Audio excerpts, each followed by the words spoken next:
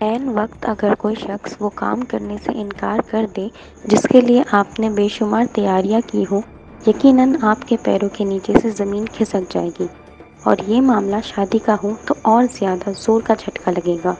جی ہاں، U P کے شملی میں ایسا ہی معاملہ پیش آیا۔ دلی کے جگت پوری سے شملی کے کیرانہ میں ایک بارات پہنچی جہاں دولہے والے مغرب تک ڈانس کرتے رہے۔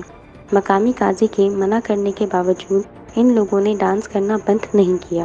اس کے بعد جب دولہے اور دلہن والے مولانا محمد سفیان قاضی صاحب کے پاس نکاح پڑھانے کے لیے پہنچے تو قاضی صاحب نے نکاح پڑھانے سے صاف انکار کر دیا، جس کی وجہ سے دونوں میں خوف و ہراس پیدا ہو گیا۔ یہ معاملہ اس وقت سامنے آیا جب دلہن والوں نے پنچایت بلائی اور اس میں کیرانہ کی جامع مسجد کے شاہی امام مولانا طاہر کو بلایا گیا۔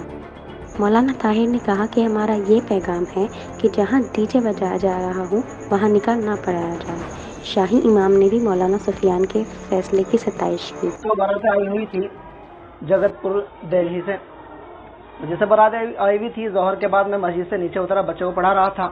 اس وقت میں دیکھا باہر ڈی جے بج رہا ہے، تو جس وقت ڈی جے بج رہا تھا میں نے ایک آدمی کو بھیجا کہ بھائی ڈی جے بند کرواؤ۔ انہوں نے تب بھی ڈی جے بند نہیں کرا، یہاں تک کہ عصر کی اذان ہوگی اس وقت میں انہوں نے ڈی جے بند کرا۔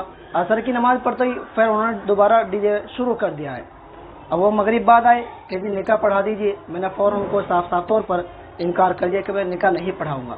میسیج یہ ہے کہ تمام ائمہ حضرات جتنے بھی ہمارے کیرانہ کے اندر ہیں، بالخصوص باہر بھی ہیں، ان کو چاہیے کہ جہاں بھی ڈی جے بجے، جہاں بھی اس طرح کا غیر شرعی کام ہو وہاں پر اس طرح نکاح نہ پڑھائیں۔ جہیز کی لعنت اور بیجا رسومات نے مسلم معاشرے کو تباہی کے دہانے پر کھڑا کر دیا۔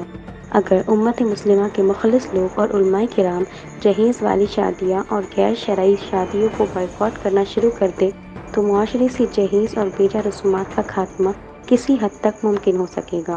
بیورو رپورٹ تبصرہ پوائنٹ۔